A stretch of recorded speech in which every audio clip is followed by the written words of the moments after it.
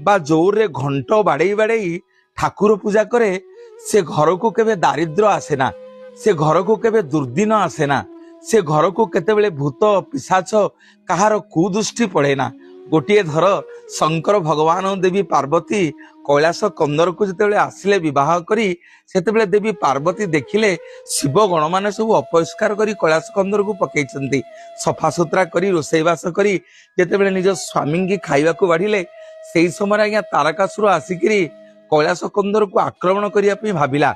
माँ कौन कले गोटे विराट बड़ घंट धरिले, से घंट को आज्ञा दान दान कर जोर जोर बाड़ेले। तारकासुर सबु असुर माने से आज्ञा मरीगले। आम ए शिखिले या करुणामयी माँ को जो शिवगण मैंने आसी पचारे कहले माँ तारकासुर सैन्य मैंने मले केमिति ना मो घंट नादर प्रकोप समस्ते मरीगले।